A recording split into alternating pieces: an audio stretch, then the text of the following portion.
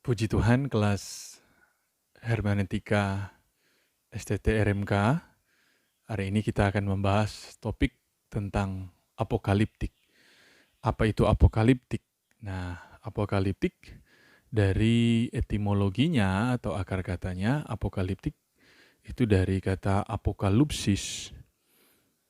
Apokaliptik, gala atau revelo.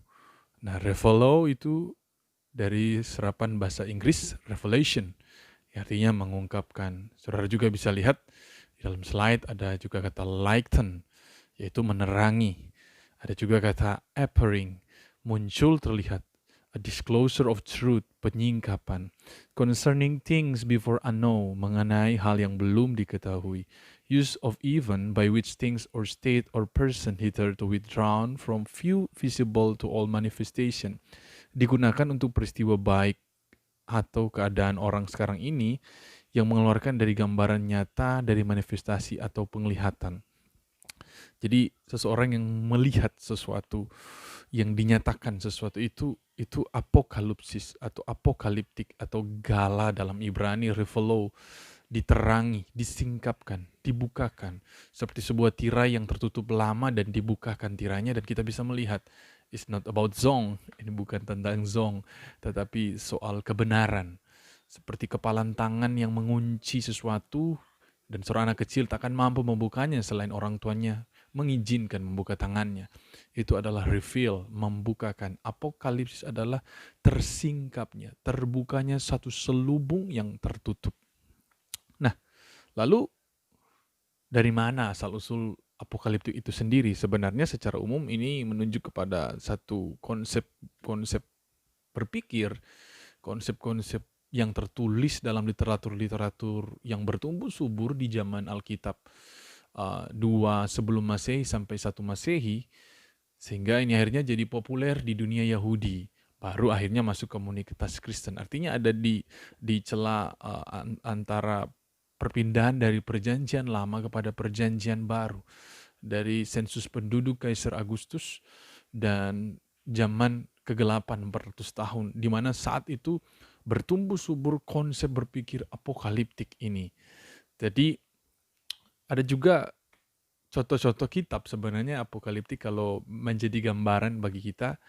Misalnya kitab apokaliptik Yahudi yang bukan Alkitab, ada Henok, Yubil, Kenaikan Musa, Ezra, Edras, Wasiat 12 Bapak Leluhur, Mazmur Saloma. Ini apokrifa dan kitab-kitab lain, kitab-kitab Yahudi yang menunjukkan satu konsep-konsep apokaliptik tentang satu keadaan yang akan terjadi ke depan. Ini muncul mereka karena apokrifa memang muncul di momen-momen 400 tahun menjelang akhir sebelum Mesias atau Tuhan Yesus lahir. Dan kita bisa melihat contoh di luar Yahudi juga, ada suku Maya, ada Nostradamus, ramalan-ramalan kuno yang bicara tentang hal yang akan terjadi di masa depan. Kalau kita ingat fenomena tahun 2012 tentang akhir zaman menggunakan kalender Maya atau ditabraknya menara Twin Tower oleh satu pesawat kecil yang ternyata tergambar dalam ramalan Nostradamus katanya. Jadi ini adalah kitab-kitab yang menggambarkan sesuatu yang terjadi di masa yang akan datang, tetapi begitu subur di zaman pergantian antara perjanjian lama dan perjanjian baru. Beberapa para ahli juga mencari dan menyimpulkan dari mana sebenarnya apokaliptik ini lahir. Bagi Betts, dia katakan bahwa ini adalah hasil budaya Yunani. Bagi Konzelman, ini adalah literatur jenis yang muncul dari Iran. Bagi beberapa tokoh yang lain menyimpulkan bahwa ini adalah pengaruh budaya lain yang percaya apokaliptik berasal dari nubuat PL. Jadi nubuat-nubuat di dalam perjanjian lama, di kitab Daniel, Yehezkiel, Yesaya, itu menjadi satu sumber yang dimodifikasi, yang dikembangkan, sehingga muncullah kitab-kitab apokaliptik. Jadi untuk singkatnya saya bisa sampaikan bahwa pewahyuan atau penyingkapan atau hal-hal yang di masa depan itu menjadi populer di masa transisi antara perjanjian lama dan perjanjian baru sehingga memunculkan kitab-kitab lain dari Yahudi dan juga ada pengaruh dari luar Yahudi. Dan itulah suasana awalnya ketika apokaliptik atau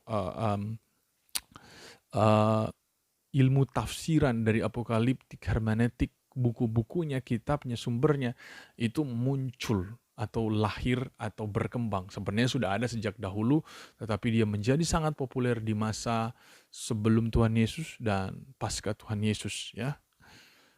Dan sebenarnya kita perlu tahu dari mana timbulnya apokaliptik ini. Sebenarnya apokaliptik ini kan bukunya, sumbernya.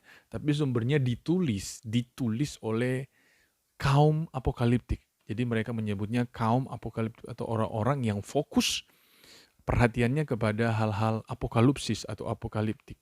Nah, dalam buku Apokaliptik karya G. Elad, dia katakan ada 3 sebab yang menunjukkan munculnya kaum apokaliptik ini. Yang pertama adalah timbulnya kelompok yang melihat diri mereka benar, yaitu kelompok Qumran. Ya, golongan Qumran ini muncul dan kelompok ini adalah kelompok yang secara sosial, kelompok Qumran ini terpinggirkan dan mengalami kekalahan baik secara agama, secara politik. Akhirnya kelompok Qumran ini melihat pergolakan ini atau orang-orang Qumran ini melihat sosial kita kalah, mending kita fokus pada masa depan, bahwa dunia ini fana akan berlalu. Jadi pesimis atau merasa kalah inilah yang memunculkan kaum apokaliptik yang pertama. Nah, kaum apokaliptik yang kedua datang dari kaum Israel yang tertekan dan kecewa pada zaman kegelapan. 400 tahun mereka menanti Tuhan tetapi tidak melihat Allah bertindak, sehingga mereka mulai berimajinasi, mulai berpikir, mulai merancangkan bahwa ada satu zaman lain yang lebih baik, ada satu momen lain yang lebih baik di masa depan. Tekanan-tekanan inilah yang memunculkan buku-buku apokaliptik, buku-buku tentang kesudahan satu zaman kepada zaman yang lain.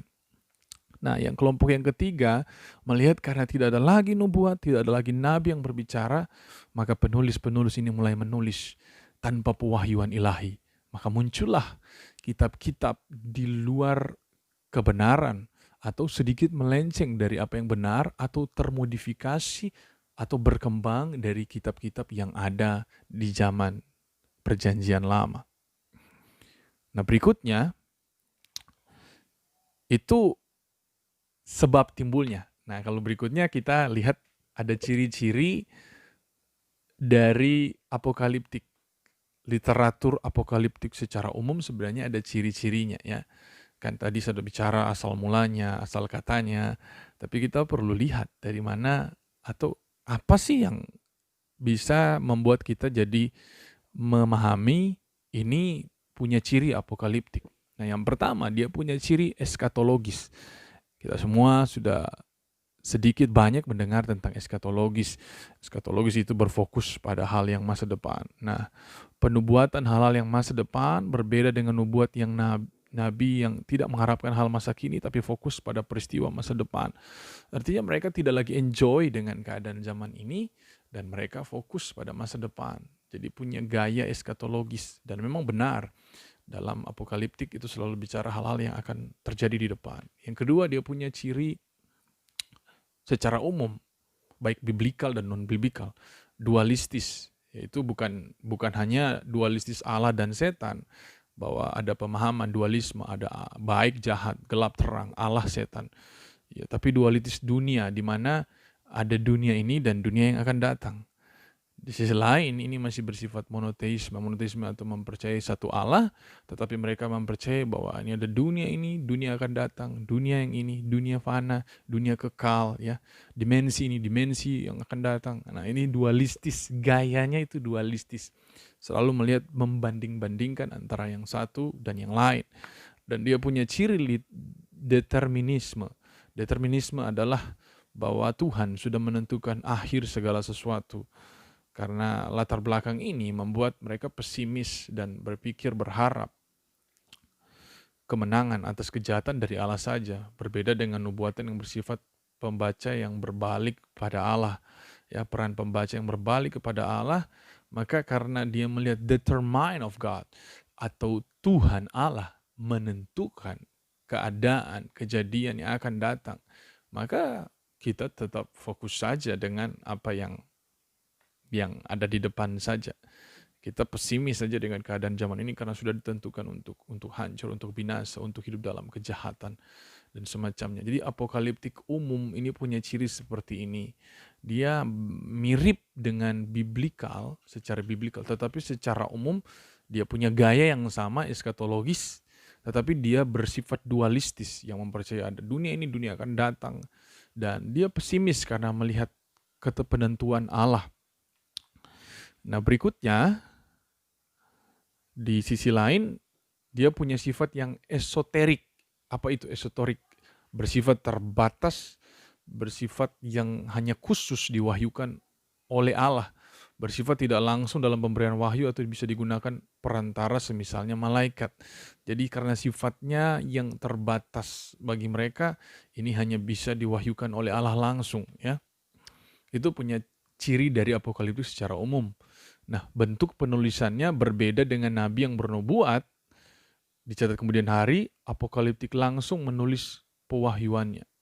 Jadi kalau biblikal, dia penulisannya berbeda dengan non biblikal berbeda dengan biblikal. Kalau biblikal, dia nabi yang bernubuat itu dicatat kemudian hari. Tetapi kalau penulisan yang ini, dia langsung dicatat saat itu penulis dan pewahyuannya. Dan penggunaan simboliknya atau simbolis yang digunakan untuk menggambarkan apa yang terjadi di masa depan, penggunaan bahasa simbolik yang lebih dominan pada gambaran kuno, simbol, mitos-mitos, bahasa yang sulit dimengerti, pengalaman, visi, karakter yang lebih mudah dimengerti kalau pihak itu dekat dengan penulis.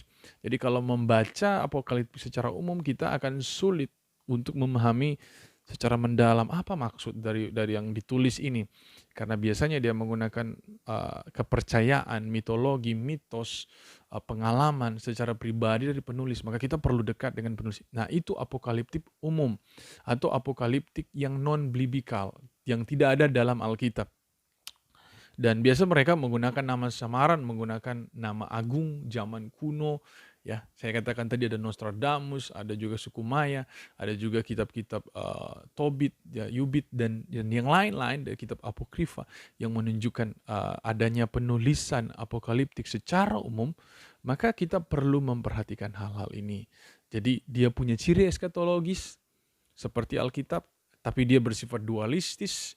Dia bersifat determinisme yang dimana Tuhan sudah menentukan semuanya, maka mereka pesimis dengan keadaan. Ini orang-orang yang menulis apokaliptik seperti ini, terbatas penulisannya juga langsung oleh menulis wahyunya di saat yang seperti itu, ketika mereka menerima wahyu, dan simbolnya menggunakan simbol yang biasanya hanya bisa dimengerti oleh si penulis ini.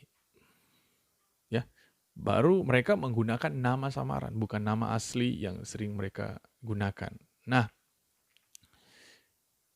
dari ciri-ciri apokaliptik umum ini, kita bisa melihat perbedaan apokaliptik umum dan Alkitabiah.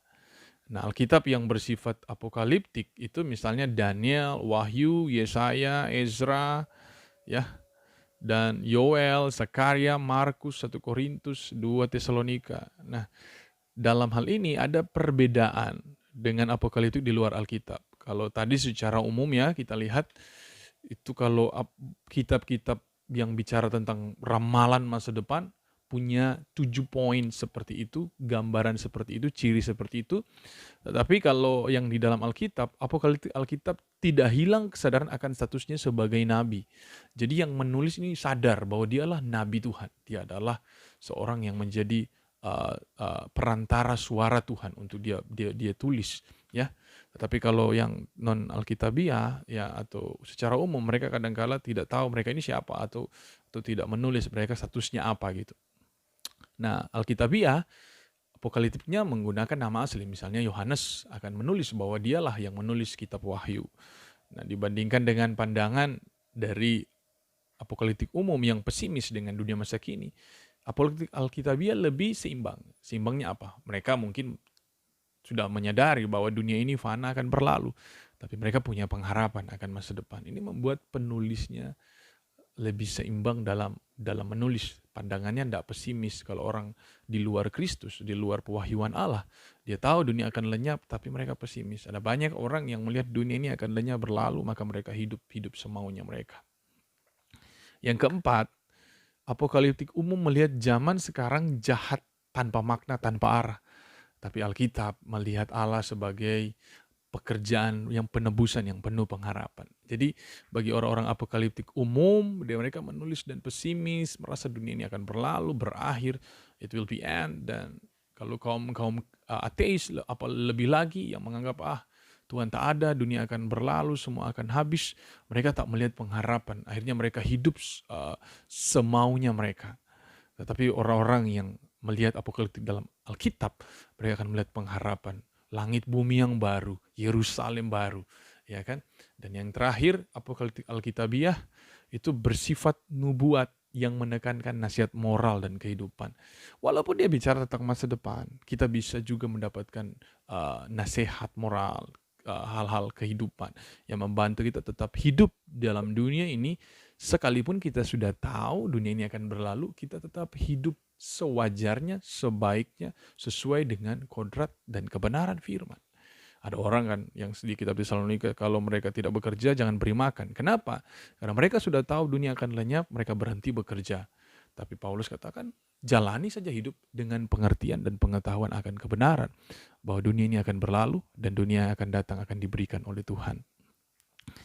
Maka kalau kita mau menafsir, setelah kita tahu perbandingannya, kita perlu menafsir dengan melihat bahwa nubuat dan apokaliptik itu memiliki sifat yang dekat.